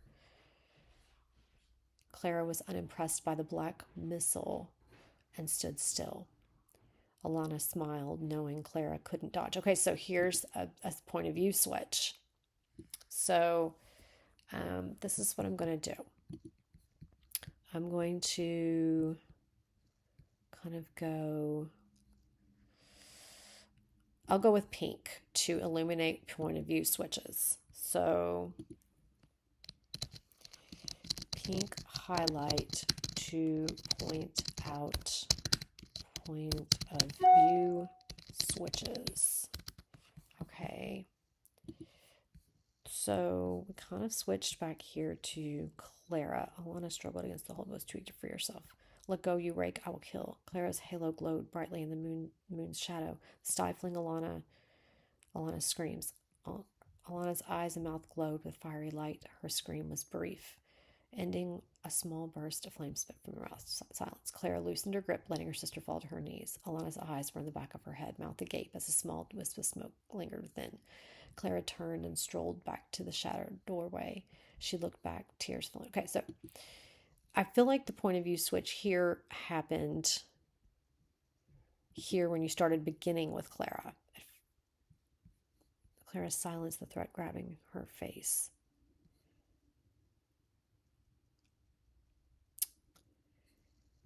With a flap of her wings, Clara rushed through the portal, catching her sister. Okay, you turned him against me. I'm trying to find the spot where you originally switched from Alana to Clara, and I'm not sure because I was not getting internal thoughts from Alana. It all seemed like I was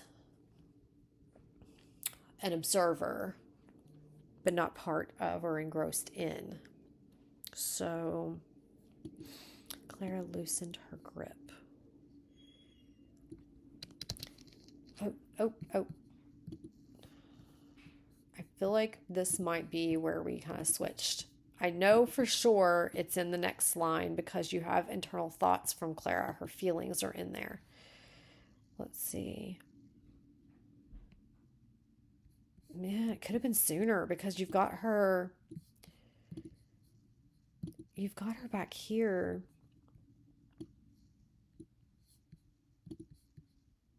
I'm just gonna ask you, did we just switch from Alana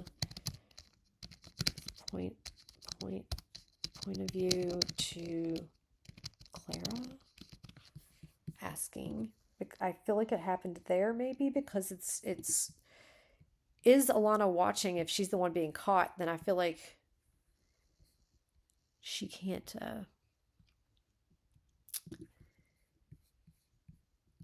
if she's the one being caught, she can't watch Clara do that. So, backing up.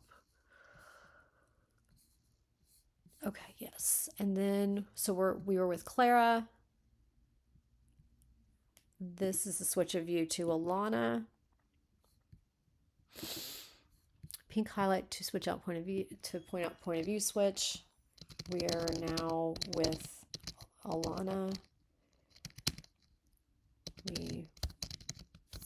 seemed to begin with Alana, switched to Clara, and are now back with Alana. Okay. Her menacing grin turned to one of shock, seeing her sister not move, but how her magic missed, hitting her sister's right shoulder. Wait. Okay, didn't miss if it hit her body. That's contact. So we were using Dusty Teal for word echoes. Okay. Alana smiled, knowing Clara couldn't dodge. Her menacing grin turned to one of shock. I'd say when, instead of seeing, when. Suggest swapping with when. Her sister didn't move. Didn't move.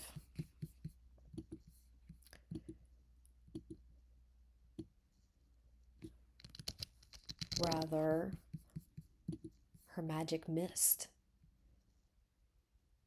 hitting her sister's right shoulder. Okay. Clara looked down at the ebony object. I kind of feel like that's a period. Clara looked down at the ebony object, period. She reached for there's an opportunity for that sentence to end. I'm going to read it through, but I feel like you could end the sentence and start a new one there. Clara looked down at the ebony object. She reached for the shaft of the magic missile, not reacting to the pain. Her halo shined as the arrow burned in her grasp. Without hesitation, she touched the wound, singeing it closed with barely a mark. Maybe a scar? Barely a mark. A scar? Okay. Without hesitation, she touched the wound, singeing it closed. You know what?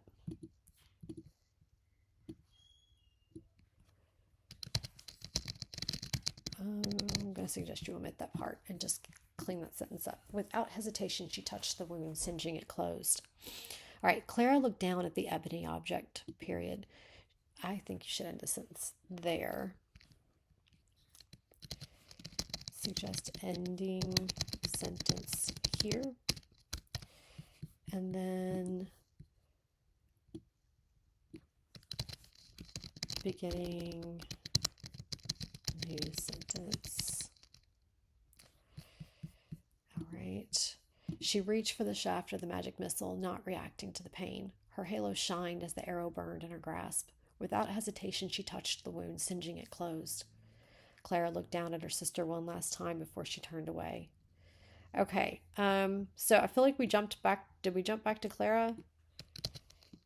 Did we jump back to Clara's point of view? I'm not really sure. I'm wondering. If you want to know if I've ever done point of view switches mid-chapter, absolutely, yes, I have. Okay, but have I ever done it in my professional writing? Typically, no. I would switch points of view between chapters. Okay, and in my fan fiction, I typically also kind of do it between chapters, but I have done it within chapters, but it'll be like the first half of the chapter is written in one point of view and the second half is written in the other. And usually it's labeled tiny, instead of like having the triple dots in this, like this right here, I would have the character's name, whose point of view you're going to be with the rest of the way.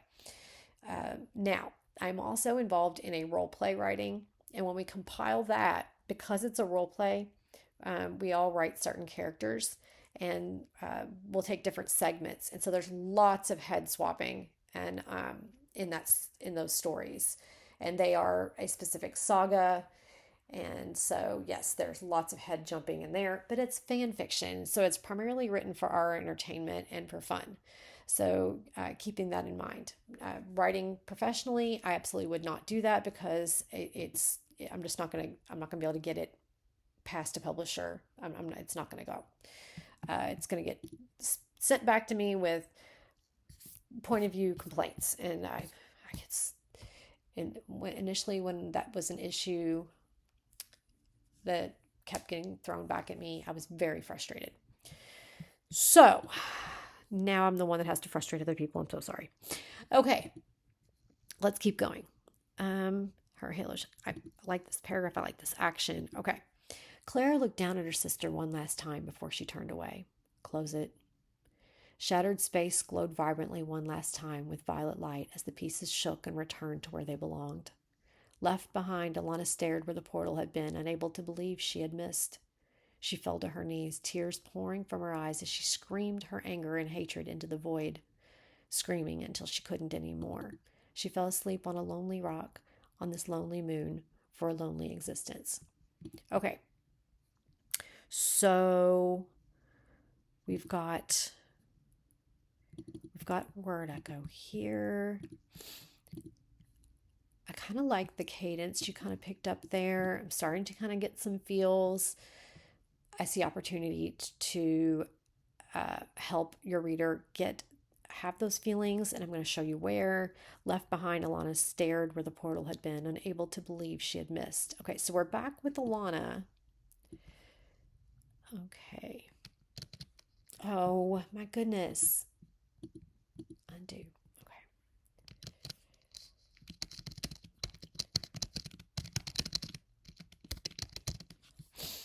All right. Let's go over here where the portal had been, unable to believe she had missed. She fell to her knees, tears. Okay, so tears only come from one place. Yeah? I could be snarky, but I'm not going to. I was going to be like, I could poke fun at myself at where my brain went. I'm like, okay, where else could tears come from? Because the only other thing that liquid drips out of is our nose. But that's making fun of myself because it's such a dumb thought. I was literally like, where else could tears come from? Okay, tears only come from our eyes. Okay, she fell to her knees, tears falling. But you already have falling. Okay, you could do this. Crumbling, tears spilled, tears fell. You can do tears fall here if you do like crumbling here is what I'm saying. So we don't have an echo on words. So crumbling, tears fell. All right. She fell to her knees, tears pouring from her eyes as she screamed her anger and hatred into the void.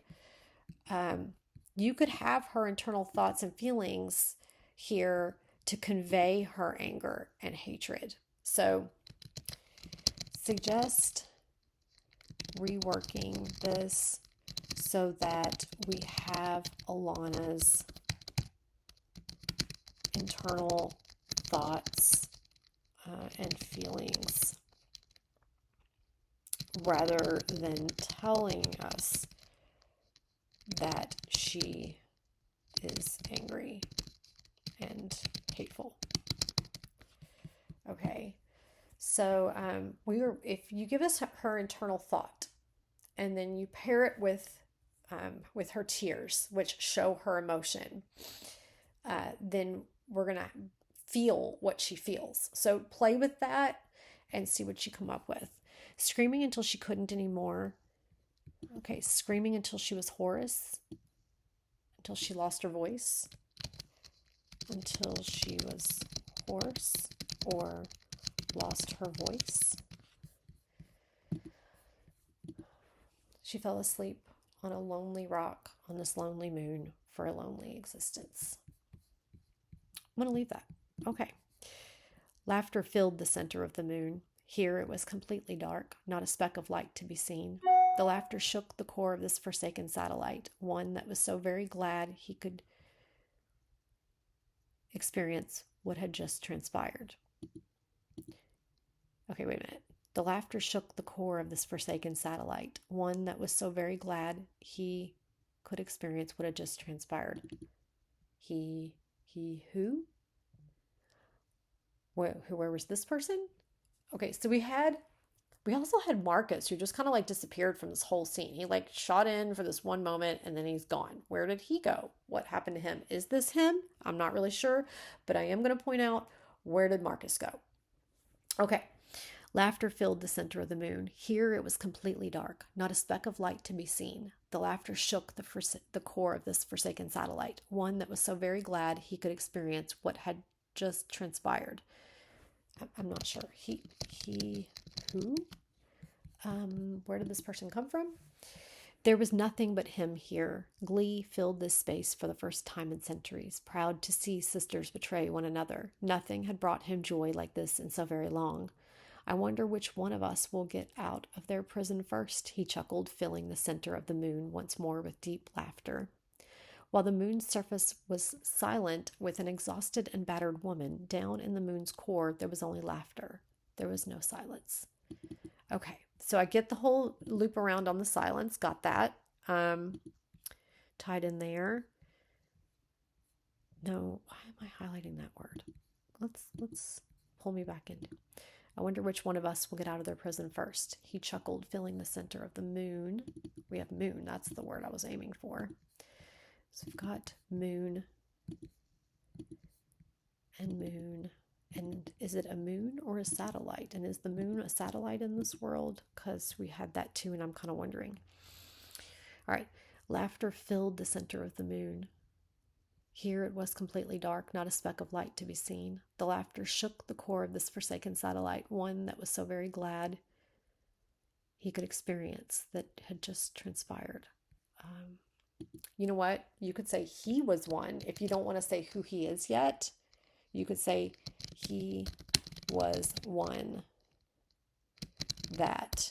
Okay, so let's try that, and then maybe I won't follow this because I kind of get what you're doing there, or kind of what you might be doing here. Okay, so let's try it this way. Laughter filled the center of the moon. Oh, I forgot the echo on that moon. Okay, so that's not, I wouldn't swap out the first one. Laughter filled the center of the moon. Here it was completely dark, not a speck of light to be seen. The laughter shook the core of this forsaken satellite, the one that was so very glad he could experience what had just transpired. He was the one. Okay, he was the one, or he was one. Maybe you refer to him as one here. I don't know. Maybe, like, because I don't know. I'm trying to contemplate how to best be ominous in a way that still is comprehensive. Okay. The laughter shook the core of this forsaken satellite. Period. He was one. Oh, the one whose laughter, toying with this sentence a little bit, toying with it, changing my mind again and again. Okay. He whose laughter shook the core of this forsaken satellite was one that was, oh, how about this? The laughter, he whose laughter shook the core of this forsaken satellite was one so very glad he could experience what had just transpired. Delighted. He was delighted he could experience what had just transpired. This sentence seemed incomplete when referring to one, and I should put in quotes, one and he. Suggest he whose laughter shook the core, okay, of this forsaken satellite.